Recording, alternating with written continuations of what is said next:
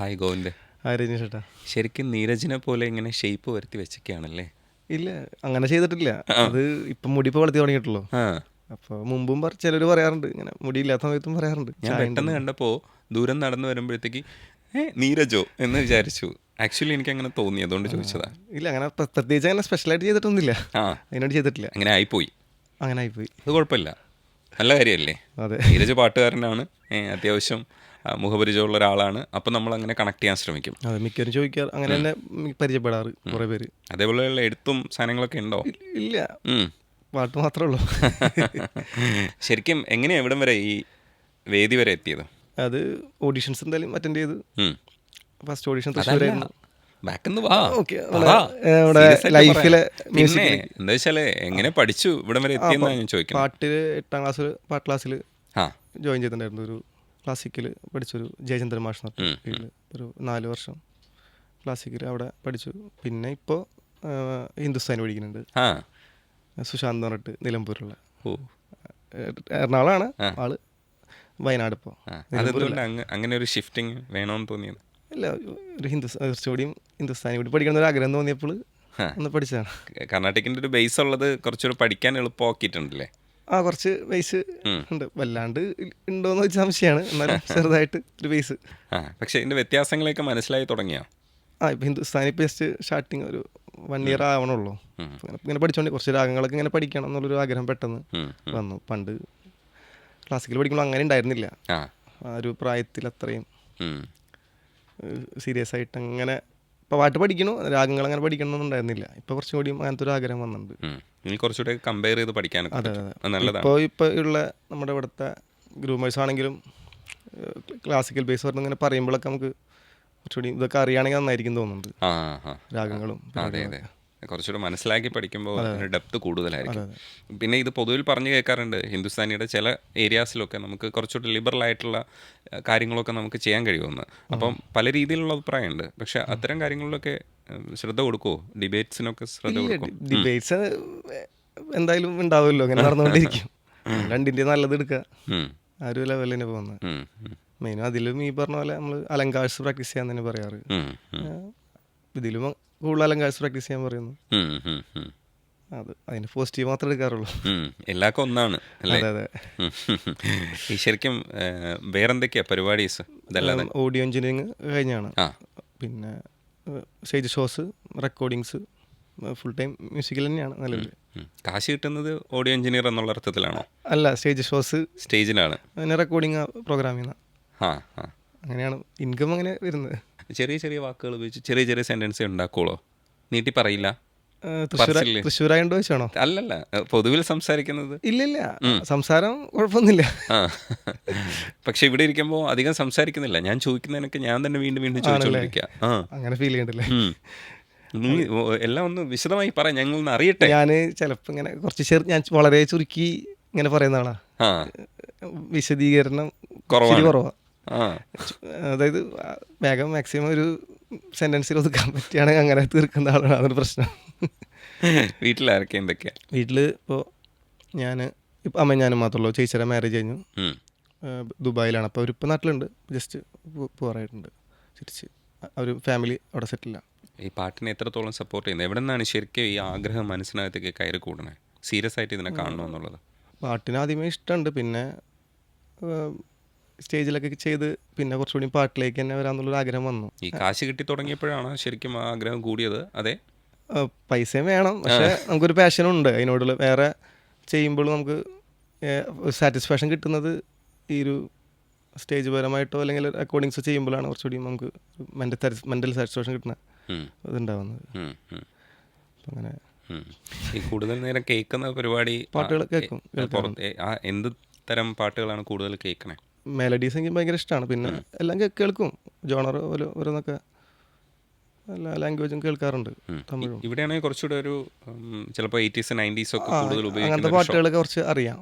പണ്ട് കോമ്പറ്റീഷനൊക്കെ ഉള്ള സമയത്ത് ഞങ്ങളുടെ മാഷ് ഓരോ വയലാർ സ്മരണ, ONV, ഓരോ അങ്ങനത്തെ, പിന്നെ ദേവരാജൻ മാഷ്, അങ്ങനെ പല പല കോമ്പറ്റീഷൻ വെച്ചിരുന്നു. അപ്പോൾ അതുകൊണ്ട് അങ്ങനെ കുറേ പാട്ടുകൾ ഇങ്ങനെ കേട്ട് കുറച്ച് എല്ലാം അറിയാത്ത പാട്ടുകളുണ്ട്, എന്നാലും ആ ഒരു കാലഘട്ടത്തിലെ പാട്ടുകൾ കുറച്ച് ഒരുവിധം അറിയാം, ഒരു ധാരണയുണ്ട്. കുറച്ച് അറിയാം. അതെന്തായാലും ഇവിടെ ഉപകാരപ്പെടും. ഇവിടെ ഉപകാരപ്പെടും. പിന്നെ ഈ പറഞ്ഞ പോലെ തെറ്റ് പഠിച്ച സംഭവങ്ങൾ തിരുത്തൽ ആണ് കുറച്ച് മനസ്സിൽ ഇങ്ങനെ നമ്മൾ പഠിച്ചത് ഇങ്ങനെ കിടക്കുന്നുണ്ട്. അതിൻ്റെ ഒന്ന് തിരുത്തൽ ആണ് ഒരു ടാസ്ക്. അത് ടാസ്ക്കാണ്. അത് അറിയാത്ത പാട്ട് ആ കാര്യത്തിൽ കുറച്ച് സേഫാണ്, എളുപ്പമാണ്. അതങ്ങ് പഠിച്ചാൽ മതി. പഠിച്ചിട്ട് പിന്നെ മറ്റേത് ഇനി റീഷെഡ്യൂൾ പിന്നെയും അത് വർക്ക് ചെയ്ത് റീവർക്ക് ചെയ്ത് അത് പൊളിച്ച് ഭയങ്കര കോൺഷ്യസ് പ്രോസസ്സ് നടത്തണം അതിനകത്ത്. അത് കുറച്ച് എഫേർട്ട് ഉണ്ട്. പഠിച്ച പാട്ട് പിന്നെയും പൊളിക്കുമ്പോൾ അതുപോലെ നമ്മൾ അത്രയും പ്രാക്ടീസ് ചെയ്ത് ഉറപ്പിച്ച് വെച്ചിരിക്കുകയായിരിക്കും അല്ലേ, അത് പിന്നെ പൊളിക്കുമ്പോൾ അത് കുഴപ്പമില്ല. മൈൻഡ് സെറ്റ് അത് പൊളിക്കണം എന്നുള്ള മൈൻഡിലുള്ളതുകൊണ്ട് കുഴപ്പമില്ല. എന്തായാലും പൊളിക്കണം, ഗ്രൂമേഴ്സ് എന്തായാലും പൊക്കും. അതുകൊണ്ട് എന്തായാലും പൊളിച്ചേ പറ്റൂ. ഇപ്പോൾ ഒരു ഒബ്സർവേഷൻ പവർ കൂട്ടണമെന്നുള്ളത് ഭയങ്കരമായിട്ട് കോൺഷ്യസ് ആയില്ലേ?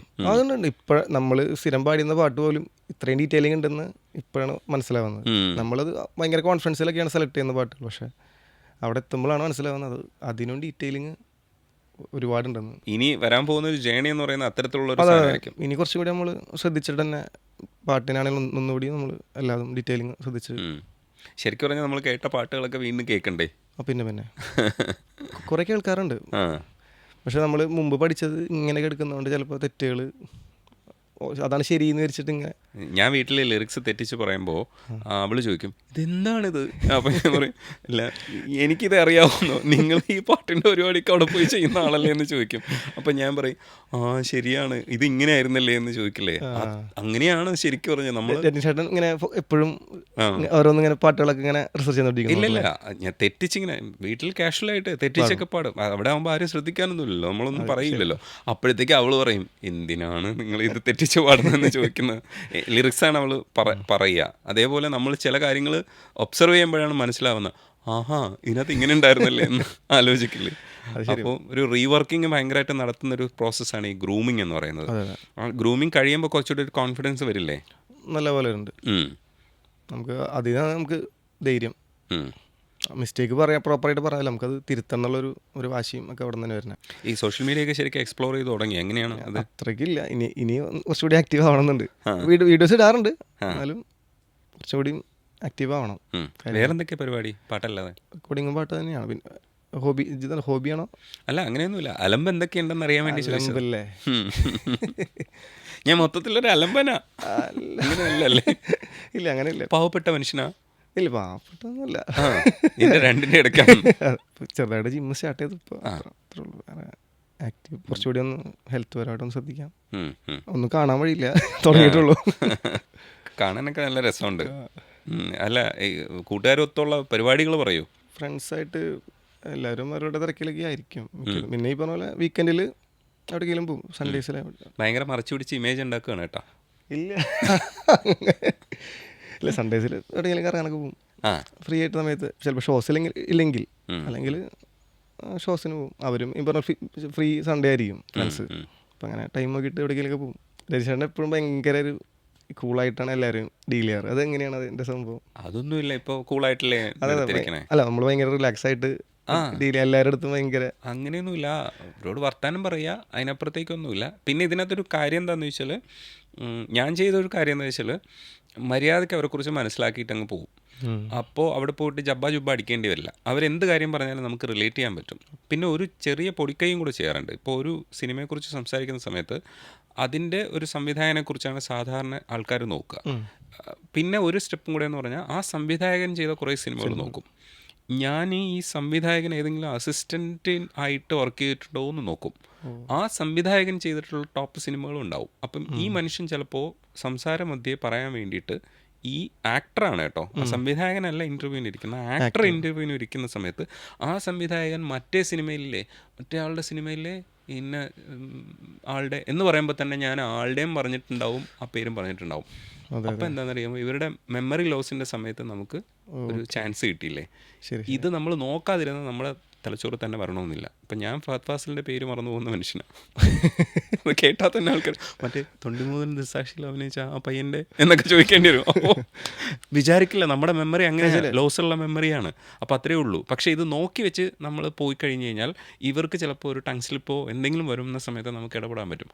അതിന് കിട്ടുന്നൊരു കൈയടിയുണ്ട്. അങ്ങനെ ചില പൊടിക്കൈകൾ നോക്കാറുണ്ട്. അപ്പം ഒരിക്കലും പ്രതീക്ഷിക്കില്ല ഈ വഴി ഇങ്ങനെ റിസർച്ച് ചെയ്ത് പോകണമെന്നുള്ളത് നമ്മൾ ചിന്തിക്കില്ല. അങ്ങനെ ചെയ്യുമ്പോൾ അതിന് കിട്ടുന്നത് ചിലപ്പോൾ ഒരു 20 ഇൻ്റർവ്യൂവിൽ പോലും ഒരെണ്ണം കിട്ടണമെന്നില്ല. 30 ഇൻ്റർവ്യൂവിലായിരിക്കും ചിലപ്പോൾ ഒരു ചാൻസ് ഇതേപോലെ കിട്ടുക. പക്ഷേ ആ 30 ഇൻ്റർവ്യൂവിന് വേണ്ടിയിട്ട് നമ്മൾ ട്രൈ ചെയ്തിട്ടുണ്ടാവും. അതേപോലെ പാട്ടിൻ്റെ കാര്യത്തിലും എല്ലാ പാട്ടിനും ഒരേപോലെ ആത്മാർത്ഥത കൊടുക്കുക. പക്ഷേ ഒരു പാട്ട് ക്ലിക്കാവും, അത് ഷോയെ തന്നെ ചിലപ്പോൾ ലിഫ്റ്റ് ചെയ്യും. അങ്ങനെ ഹൈ ട്രൈ ചെയ്യ്. എനിക്ക് തോന്നുന്നു അത്തരമൊരു എനർജി കാണിക്കും ഇല്ലേ? കാണിച്ചേ പറ്റൂ. ആ അല്ലേ, ജീവിത സാഹചര്യങ്ങളൊക്കെ എന്തൊക്കെയാണ്? നല്ല വെല്ലായിട്ടുള്ള കുടുംബത്തിലാണോ ഉള്ളത്? അല്ല, ഒരു ആവറേജ് കുടുംബം. ഇപ്പം അമ്മയും ഞാനും മാത്രമേ ഉള്ളൂ. അച്ഛൻ പണ്ടേ മരിച്ചതാണ് കുറച്ച് മുമ്പേ. അപ്പം ഇതിൽ വിൻ ചെയ്യണമെന്ന് പറയുന്നൊരു ആഗ്രഹം എത്രത്തോളം ഉണ്ട്? എനിക്ക് വിൻ ചെയ്യുന്നതിനേക്കാളും കൂടുതൽ ജനങ്ങളിലേക്ക് എത്തുക എന്നുള്ളതാണ് കൂടുതൽ ആഗ്രഹം. പാട്ട് നമ്മൾ ആ ഒരു 5 മിനിറ്റിൽ വൃത്തിയിൽ പാടുക, ആൾക്കാരിലേക്ക് എത്തുക. നമ്മളിപ്പോൾ കുറച്ച് പേര് കണ്ടാലും തിരിച്ചറിയാൻ പറ്റണം. അതാണ് മെയിൻ ആഗ്രഹം.